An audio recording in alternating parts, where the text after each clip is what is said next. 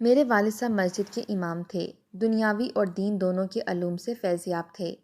فارغ اوقات میں گاؤں کے بچوں کو پڑھاتے اور اگر کوئی یتیم اور نادر بچوں کو رشتہ دار چھوڑ جاتے تو وہ اسے اپنے پاس رکھ لیتے۔ عبداللہ بھی ایک ایسا ہی لڑکا تھا جس کو اس کے باپ کی وفات کے بعد سگے چچا مسجد میں چھوڑ گئے اور والد سے کہا کہ آپ ہی اس کے اب سے ولی وارث ہیں، ہم اسے نہیں رکھ سکتے کیونکہ ہماری بیویاں اس بچے سے نیک سلوک نہیں کرتیں۔ اس وقت عبداللہ کی عمر صرف 13 برس تھی جبکہ میں 12 برس کی تھی۔ وہ ہمارے گھر سے کھانا لے جانے صبح شام آتا تھا۔ کبھی امی ڈھک کر کھانا ساتھ دے دیتی تھیں اور کبھی وہ کچن میں ہی بیٹھ کر کھا لیتا۔ جب امی روٹی بنا رہی ہوتی تو کہتی بیٹھ بیٹے یہیں بیٹھ کر کھا لے، مسجد تک لے جائے گا، کھانا تب تک ٹھنڈا ہو جائے گا۔ عبداللہ ایک اچھا اور نیک لڑکا تھا، کبھی والد صاحب کی حکم کی عزولی نہ کی، جو کام کہتے بھاگ کر کر دیتا۔ ابا اس سے بہت خوش تھے۔ عبداللہ بھی بہت دل جمی سے پیار کرتا تھا۔ والد صاحب کہتے تھے میرا کوئی بیٹا نہ تھا، اللہ نے کیسا اچھا اور نیک اتوار بیٹا مجھے دے دیا ہے۔ وقت گزرتا گیا، بچپن اور لڑکپن ریل کے ڈبوں کی طرح وقت کی پٹری پر بھاگتے ہوئے نکل گئے۔ اب ہم سمجھدار ہو چکے تھے۔ گاؤں میں عام گھرانوں میں پردہ نہ ہوتا تھا، مگر والد صاحب کے گھر کی خواتین باپردہ تھیں۔ عبداللہ سے البتہ ہم پردہ نہ کرتے تھے کیونکہ وہ بچپن سے گھر میں آتا جاتا تھا۔ ایک طرح سے ابو نے اسے اپنا بیٹا بنا لیا تھا۔ میں نے 5 جماعتیں پڑھ لیں تو والد نے گھر میں بٹھا لیا۔ میں والدہ اور بہنوں کے ساتھ گھر کے کام کاج میں ہاتھ بٹاتی اور مشین پر کپڑے سینے میں اور سلائی کڑھائی کے ہنر میں طاق ہو گئی تھی۔ شادی کی عمر آ گئی، رشتے آنے لگے، لیکن والد نے کسی کو پسند نہ کیا۔ والدہ اپنے بھائی کے بیٹے ساجد کو داماد بنانا چاہتی تھیں۔ وہ مجھ سے بڑا تھا۔ میری بڑی 2 بہنوں کے رشتے ابا کے رشتہ داروں میں ہو گئے تھے۔ اماں چاہتی تھیں کہ چھوٹی کا ان کے میکے میں ہو تاکہ میکے والوں سے بھی ناتا قائم رہے۔ جانے کیوں والد صاحب کو ساجد پسند نہ تھا، اگرچہ اس میں بظاہر کوئی برائی نہ تھی، لیکن ابا کو اس کا گھر میں آنا بھی اچھا نہیں لگتا تھا۔ اب میں 18 برس کی ہو چکی تھی۔ والد صاحب کو میری شادی کی فکر تو تھی، مگر سوچتے تھے کہ یہ بھی بیاہ دی تو گھر سونا ہو جائے گا۔ دراصل انہیں کسی نیک اور سیدھے سادے لڑکے کی تلاش تھی جو گھر داماد بن جائے تاکہ وہ بڑھاپے میں تنہا نہ ہوں۔ خیال آیا عبداللہ بھی تو اچھا لڑکا ہے، تابع دار ہے، یتیمی میں اس کے رشتہ داروں نے اسے چھوڑ دیا، گویا اب اس کا کوئی نہیں ہے، کیوں نہ اس کو گھر داماد بنا لوں۔ عبداللہ کی حیثیت اگرچہ ہمارے گھر میں ایک ملازم جیسی تھی، لیکن وہ کھاتے پیتے گھرانے سے تعلق رکھتا تھا۔ اس کے والد کی زمینیں بھی تھیں جو اب چاچوں نے قبضے میں لے لی تھی۔ ابا کو اس کی وراثت کی لالچ نہ تھی، انہیں بیٹا چاہیے تھا جو بڑھاپے میں ساتھ دے۔ انہوں نے اچانک فیصلہ کیا کہ میری شادی عبداللہ سے کر دیں گے۔ امی نے کچھ وویلا مچایا مگر شوہر کے سامنے ان کی کچھ اہمیت نہ تھی۔ مجھے علم ہوا تو میں سکتے میں آ گئی، دل پاش پاش ہو گیا۔ عبداللہ مجھے پسند نہ تھا، ایک تو وہ ہمارے ٹکڑوں پر پل رہا تھا، اوپر سے وہ بونگا سا تھا۔ ساجد کو خوابوں میں بسا چکی تھی۔ بچپن سے امی جان نے یہی کلمات کانوں میں میرے ڈالے تھے کہ میں ساجد کی دلہن بنوں گی۔ والد کافی سخت مزاج تھے، ہم ماں بیٹیاں سسک کر رہ گئیں۔ عبداللہ کی لاٹری نکل آئی، وہ نوکر سے داماد بن کر ہمارے گھر آ گیا۔ گھونگھٹ اٹھاتے ہی مجھ پر مر مٹا۔ امی اور میں اس کو پسند نہ کرتے تھے، مگر وہ ہماری تابعداری میں مٹی کا بت بن کر رہ گیا۔ عبداللہ میرے ناز نخرے اٹھاتے نہ تھکتے تھے۔ ابا بس زیادہ وقت مسجد میں گزارتے تھے اور جو تھوڑی سی زمین پر کھیتی باڑی کا کام تھا وہ انہوں نے عبداللہ کو سونپ دیا۔ عبداللہ صبح شام کام میں جتے رہتا، لیکن ہر حال میں خوش اور مگن رہتا تھا کہ مجھ جیسی حسین بیوی ان کو مل گئی تھی۔ میں بیاہ کر کسی دوسرے کے گھر نہیں گئی، اپنے ماں باپ کے آنگن میں ہی رہی، کیونکہ یہاں ہر طرح کا سکھ اور آرام تھا۔ ایک بیٹا ہو گیا جس کا نام میں نے سہیب رکھا، وہ سب کی آنکھ کا تارا تھا۔ امی ابو اس پر جان چھڑکتے تھے اور عبداللہ کی تو وہ جیسے جان تھا۔ میری خدمت کے ساتھ ساتھ وہ بیٹے کی بھی چاکری کرتا تھا۔ ابا کے کاموں سے جو وقت بچتا بیٹے کے ساتھ گزارتا۔ ایک رات چاول کی کھیت کو پانی لگ رہا تھا کہ سانپ آ گیا جس نے عبداللہ کو کاٹ لیا۔ جو مزدور ساتھ تھا وہ اس کو اٹھا کر گھر لے آیا، مگر سانپ زہریلا تھا۔ آنن فانن عبداللہ کی موت واقع ہو گئی۔ میری شادی کو 2 برس ہی ہوئے تھے کہ اللہ نے بیوگی کی چادر میں لپیٹ لیا۔ کچھ رنج ہوا، کچھ مسرت بھی ہوئی کہ آزاد ہو گئی تھی اور اب ساجد کی صورت دیکھ سکتی تھی۔ کیونکہ میری شادی کے بعد والد صاحب نے اس کے گھر آنے پر پابندی لگا دی تھی۔ جان گئے تھے ہم دونوں ایک دوسرے کو پسندیدگی کی نظروں سے دیکھتے ہیں۔ عدت گزرتے ہی میرے نکاح ثانی کے لیے پیغام آنا شروع ہو گئے۔ میں انکار کرتی تھی۔ جس کے پیغام کا انتظار تھا وہ ابھی تک نہیں آیا تھا۔ وقت گزرتا جا رہا تھا۔ ساجد کو دل و جان سے میں نے چاہا تھا، لیکن اس نے میری چاہت کو بھلا دیا تھا۔ وہ شادی شدہ تھا اور اس کے 4 بچے بھی تھے۔ شاید اسی سبب وہ مجھ سے نکاح کرنے سے گریزا تھا۔ ایک روز میں ماموں کے گھر گئی۔ نانی جان شدید بیمار تھیں۔ ان کی عیادت ہو گئی۔ اتفاق سے ساجد وہاں بیٹھا ہوا تھا۔ مجھے دیکھا تو نظریں جھکا لیں، جیسے معذرت خواہ ہو۔ تاہم اس کے چہرے پر میں نے وہ احساس پڑھ لیا جس میں میری چاہت کے رنگ شامل تھے۔ کچھ دن گزرے، اس کی والدہ آ گئیں اور امی کے پاس بیٹھ کر خسر پھسر کرنے لگیں۔ میں سمجھ گئی بالآخر وہ پیغام آ گیا جس کا مجھے انتظار تھا۔ ابا کا ڈر اپنی جگہ موجود تھا کہ وہ میرے بیٹے سے بہت پیار کرتے تھے۔ کئی بار کہہ چکے تھے کہ نکاح ثانی احسن ہوگا، لیکن اس بچے کے مستقبل سے میں ڈرتا ہوں۔ سوتیلی ماں کو اچھا اور سوتیلے باپ کو سگے باپ جیسا کبھی نہیں دیکھا، نہ پایا میں نے۔ وقت گزرتا رہا۔ عبداللہ کو اس جہاں سے رخصت ہوئے 5 برس بیت چکے تھے۔ والدین اب تیزی سے بڑھاپے کی طرف بڑھ رہے تھے۔ سوچتے تھے ان کے بعد میرا اور سہیب کا کیا بنے گا۔ ساجد کا رشتہ آیا، والد سوچ میں پڑ گئے۔ والدہ نے قائل کیا کہ اس سے بہتر کوئی اور تمہاری بیٹی کو سہارا نہ دے گا۔ اب سوچتے کیا ہو، بسم اللہ کرو۔ سوتن پر بیٹی دینے سے دل بھاری ہو جاتا ہے۔ پھر سہیب کا کیا ہوگا؟ ابا نے اندیشہ ظاہر کر دیا۔ ساجد اپنا ہے، اس کا باپ میرا سگا بھائی ہے۔ اس کی بیوی عمر میں ساجد سے بڑی ہے۔ وہ بیوی کے ساتھ کبھی خوش نہیں رہا، ہمیشہ مرجھایا رہتا تھا۔ باپ نے زبردستی جائیداد کی خاطر اس کی شادی سکینہ سے کر دی، ورنہ 6 برس بڑی اور معمولی صورت اور موٹی لڑکی کا میرے بھتیجے سے جھولنا بنتا تھا۔ بیچارے نے باپ کی خوشی کے لیے یہ کڑوا گھونٹ پی لیا تھا۔ وہ تو ٹھیک ہے، مگر اب ساجد اور سکینہ کے 4 بچے ہو چکے ہیں، اور ہمارے سہیب کا بھی مسئلہ ہے۔ جب چھوٹا تھا تب عالیہ کی شادی ہو جاتی تو سمجھوتا کر لیتا، مگر اب وہ 11-12 برس کا ہو چکا ہے، لڑکپن کی عمر میں ہے، شاید ماں کی دوسری شادی سے سمجھوتا نہ کر سکے۔ چند برسوں میں جوان ہو جائے گا تو ہماری عالیہ کو کسی سہارے کی ضرورت نہ رہے گی۔ بات تمہاری ٹھیک ہے، لیکن آج کل کی اولاد کا کیا بھروسہ، وفا کرے یا نہ کرے۔ ہماری وراثت بیچ کھائے تو میری بیٹی کیا کرے گی۔ لڑکے کو قابو میں رکھنے کے لیے کسی کا ہاتھ سر میں ہونا لازمی ہے۔ ساجد سے مجھے پوری امید ہے کہ وہ اس کے سر پر ہاتھ رکھے گا، سگے باپ کا پیار دے گا، اس کو بگڑنے نہ دے گا، اور اس کی وراثت بھی ہضم نہ کرے گا۔ تمہاری بات ٹھیک ہے، بہرحال مجھے سوچنے دو۔ 2 سال سوچنے میں ابا نے اور نکال دیے۔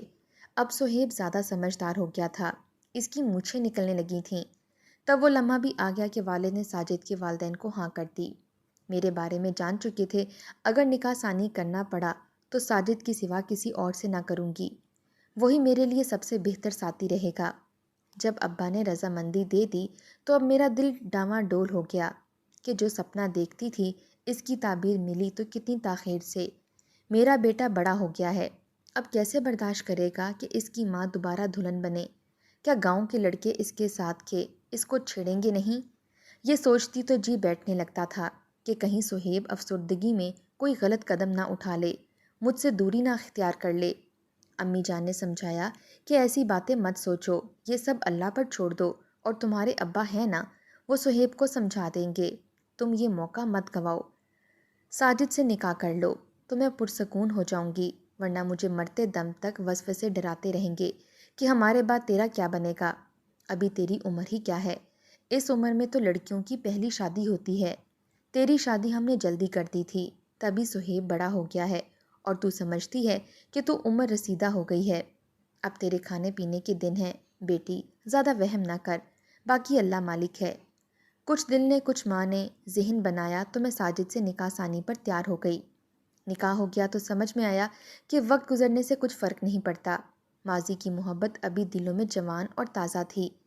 یہ محبت پھر سے سدا بہار ہو گئی، مگر میرے سدا بہار ہو جانے سے میرا بیٹا کملا گیا۔ وہ نہیں چاہتا تھا کہ ماں دوسری شادی کرے۔ جب اسے علم ہوا کہ ماں نے دوبارہ سہاگن بننا قبول کر لیا ہے تو وہ بہت غصے میں آ گیا۔ وہ ایک پہاڑ کی طرح تھا جو ریزہ ریزہ ہو گیا۔ وہ میری اور ساجد کی دوسری شادی کے بیچ کھڑا ہو گیا۔ اس نے نانا اور نانی سے بھی جھگڑا کیا، گھر کے برتن توڑ ڈالے، اس قدر وویلا کیا کہ میں گھبرا گئی۔ میں نے نکاح ثانی کا ارادہ ترک کر دیا، لیکن ساجد نے امی کو چین نہ لینے دیا۔ روز ہی کہلوانے لگا کہ یہ وقت گزر جائے گا، بعد میں پچھتائیں گے، اولاد کسی کام نہیں آتی، آخر میں شوہر ہی کام آتا ہے، مجھے نہ ٹھکراؤ۔ وعدہ کرتا ہوں کہ میں سہیب کو سنبھال لوں گا، اس نے باپ کا پیار نہیں دیکھا، اسے سگے باپ کا پیار دوں گا، اس کی زندگی بنا دوں گا، تم سب لوگ مجھے دعائیں دو گے۔ ایسی باتیں سن کر امی تو لٹو ہو گئیں، دن رات میرے کان کھانے لگیں۔ عبداللہ سے ڈر گئی، ابھی اس کا یہ حال ہے تو آگے جا کر تیرے ساتھ کیا کرے گا؟ جب شادی کرے گا تو تب تمہیں گھر سے ہی نہ نکال دے، کہاں جاؤ گی؟ میرا بھائی تیرے نام پر زمین لکھنے کو بھی تیار ہے، تمہیں اور کیا ضمانت چاہیے؟ ایک شام امی ابو نے چپکے سے میرا نکاح ساجد سے کر دیا۔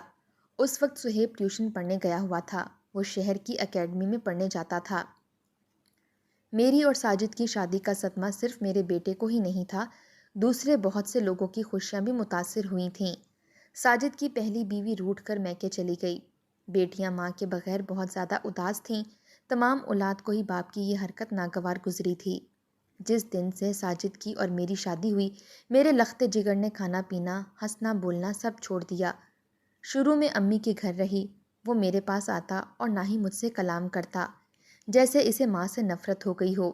ساجد کچھ وقت کے لیے آتا تو وہ گھر سے نکل جاتا، کبھی ایک خالہ کے گھر اور کبھی دوسری خالہ کے گھر، لیکن وہاں اس کو سکون نہ ملتا تھا۔ سب سے زیادہ سکون اس کو امی جان کے پاس آ کر ملتا تھا۔ امی نے اس کو بہت زیادہ پیار سے پالا تھا۔ رفتہ رفتہ سب کے سمجھانے پر سہیب نے ساجد کو ذہنی طور پر قبول کرنا شروع کر دیا تھا۔ امی زبردستی اس کو میرے پاس لاتی اور میں پیار کرتی، وہ بت کی مانند خاموش بیٹھا رہتا۔ وقت کے ساتھ ساتھ اس کی نفرت میں شدت کم ہونے لگی اور وہ مجھ سے مخاطب ہونے لگا۔ بالآخر وہ دن بھی آ گیا جب وہ میرے ساتھ ساجد کے گھر رہنے پر رضامند ہو گیا۔ ساجد کا مکان بڑا تھا، گھر کے 2 حصے تھے، ایک میں اور دوسرے میں میری سوتن اپنے بچوں کے ساتھ رہتی تھی، وہ بھی میری ماں کی دور کی رشتہ دار تھی۔ ہمارے گھر کا آنگن ایک تھا، کمرے اور کچن الگ الگ تھے۔ سہیب کم سن تھا، کچا ذہن تھا۔ جب ساجد نے پیار دیا، جتنی شدت سے اس کو ستیلے باپ سے نفرت ہوئی تھی، اتنی ہی جلدی اس نے اس نفرت کو بھلا دیا، کیونکہ وہ صرف 2 سال کا تھا جب باپ کے سائے سے محروم ہوا تھا۔ باپ کا پیار اور اس کی صورت اس کو کچھ یاد نہ تھی۔ بچے تو رشتوں کی تلخیوں کو نہیں مانتے۔ جلد سہیب اپنے ستیلے باپ کے بچوں سے گھل مل گیا، خاص طور پر میری سوتن کی بیٹی عائشہ، جو سہیب سے 3 برس چھوٹی تھی، بہت خوبصورت تھی۔ اس کی دوستی میرے بیٹے سے ہو گئی، دونوں ساتھ پڑھتے، ساتھ باتیں کرتے اور لوڈو وغیرہ کھیلتے۔ کچھ عرصہ سکینہ روٹھی رہی، بالآخر ساجد اس کو منا کر لے آئے، کیونکہ بچوں کے بغیر ماں اور ماں کے بغیر بچے اداس تھے، اس لیے راضی نامہ ہو گیا اور سوتن واپس گھر آ گئی۔ اس نے آتے ہی محسوس کر لیا کہ عائشہ اور سہیب میں گہری دوستی چل رہی ہے۔ یہ بات ساجد نے بھی سمجھ لی تھی، تبھی اس کے دل میں میرے بیٹے کے لیے گرہ پڑ گئی۔ اب جب موقع ملتا میرے لخت جگر کا دل اپنی نوکیلی باتوں سے چھلنی کرنے لگتا، کبھی کہتا کہ تیری ماں میرے پاس ہے، کبھی کہتا کہ تیری عزت تو میرے پاؤں کی جوتی بن گئی ہے۔ ماں کے بارے میں ایسے فکرے سن کر میرے بیٹے کا دل خون ہو جاتا، لیکن وہ اب کچھ نہیں کر سکتا تھا، کیونکہ میں ہر وقت اس کو باادب رہنے اور خاموشی سے ستیلے باپ کی بات برداشت کرنے کی تلقین کرتی تھی اور ساجد کے ساتھ جھگڑے سے روکتی تھی۔ وہ مجھے بھی نہیں چھوڑ سکتا تھا، بس اندر اندر اپنا جی جلاتا رہتا تھا۔ کبھی جب بہت زیادہ رنجیدہ ہو جاتا، امی کے گھر چلا جاتا اور خوب پھوٹ پھوٹ کر روتا۔ اس وقت وہ نانی سے لپٹ جاتا اور ستیلے باپ کے ساتھ ساتھ مجھے بھی گالیاں دیتا۔ میں سکینہ کی خوشیوں بھرے آنگن میں بجلی بن کر گری تھی۔ وہ عورت اندر سے میری پکی دشمن تھی، مگر بہت شاطر اور چلاک تھی۔ مجھ سے بگاڑنے کی بجائے اس نے بڑی منصوبہ بندی کی، میرے بیٹے کا دل اپنی مٹھی میں کر لیا اور اس دل گرفتہ کی خاطر تواضع کرنے لگی۔ وہ جانتی تھی کہ سہیب کو کیا غم ہے، تبھی جب شوہر موجود نہ ہو تو اپنے کچن میں بلا لیتی اور خوب خاطر میں دعوت کرتی، اس سے پیار بھرا سلوک کرتی۔ عائشہ بھی ماں کا ساتھ دیتی۔ سہیب بھولا بھالا تھا، وہ ان دونوں کی چال میں پھنس چکا تھا اور عائشہ کے عشق میں بری طرح سے گرفتار ہو گیا۔ بھلا اس کی عمر ہی کیا تھی، اس کو پوری طرح سمجھ بھی نہ آتی تھی۔ جب ساجد نے دیکھا کہ گھر میں یہ حالات چل رہے ہیں، اس نے فوراً ہی عائشہ کا نکاح اپنے بھتیجے سے کر دیا اور وہ رخصت ہو کر اپنے گھر چلی گئی۔ صہیب کو اس بات کا شدید ملال ہوا۔ ایک وہی تھا جس سے اس کی امید بندھی ہوئی تھی۔ اس کی حالت قابل رحم ہو گئی۔ تب میری سوتن نے اور گہری چال چلی۔ اس نے میرے بیٹے کو اپنے داماد کی دکان پر ملازم رکھوا دیا اور یوں میرے بیٹے کا رابطہ عائشہ سے رہنے لگا۔ عائشہ کا شوہر سارا دن دکان پر رہتا۔ اس کے گمان میں بھی نہ آتا کہ بیوی اور اس کے ملازم کے بیچ کوئی معاملہ ہوگا۔ ایک روز ساجد کو معلوم ہو گیا کہ اس کی بیوی میرے بیٹے کو اپنے مفاد کے لیے استعمال کر رہی ہے۔ سخت پریشان تھا مگر کچھ نہ کر سکتا تھا کہ بیٹی کا گھر خراب ہونے کا اندیشہ تھا، جبکہ خود سکینہ اس کی معاونت کر رہی تھی۔ وہ بے بس تھا۔ ساجد نے 2-4 بار صہیب کو بلا کر تنبیہ بھی کیا مگر اس کی بیوی صہیب کو تحفظ فراہم کر دیتی اور وہ منہ دیکھتا رہ جاتا۔ روز روز کے جھگڑوں سے تنگ آ کر آخر ساجد نے ایک دن صہیب سے پوچھا، آخر تم چاہتے کیا ہو؟ وہ بولا کہ میری ماں آپ کے پاس ہے، آپ کی بیٹی میرے پاس آ جائے، میں یہ چاہتا ہوں۔ یہ سن کر ساجد سکتے میں آ گیا۔ دراصل یہ جملے اس کو میری سوتن نے سکھائے تھے۔ وہ اسی طریقے سے ہم سب کو ملیا میٹ کر دینا چاہتی تھی۔ تم کیا بک رہے ہو؟ میں ٹھیک کہہ رہا ہوں۔ آپ کی بیٹی وہاں خوش نہیں ہے۔ وہ اپنے شوہر سے طلاق لینا چاہتی ہے، جو 14 گھنٹے دکان پر ہوتا ہے اور اس کو وقت نہیں دیتا۔ پیچھے ساس سسر ننھے دیور سب اس سے بہت برا سلوک کرتے ہیں۔ یہ جرأت صہیب کی نہ تھی، یہ عشق کی طاقت تھی جو اس کے اندر جوالا مکھی بن چکی تھی۔ وہ کہہ رہا تھا، میں درست کہہ رہا ہوں۔ آپ نے بیٹی کی داد رسی نہ کی اور خود کسی دن یہاں آ بیٹھے گی۔ ساجد نے کہا کہ اگر ایسا ہوا تم کو اور اس کو جان سے مار ڈالوں گا۔ اگر ایسا ہو گیا۔ عائشہ اپنے سسرال سے تنگ تھی۔ ایک دن روٹھ کر میکے آ گئی اور باپ اس کو جان سے نہ مار سکا۔ وہ بس دیکھتا رہ گیا۔ بیٹے کی ساس سسر آئے مگر عائشہ اور اس کی ماں نے ایسے حالات پیدا کر دیے کہ شوہر نے خود اسے طلاق دے دی۔ بیٹی پر اس نے ہاتھ نہ اٹھایا۔ ساجد نے بیوی کو خوب برا بھلا کہا، جانتا تھا سب کچھ اس کا کیا دھرا ہے۔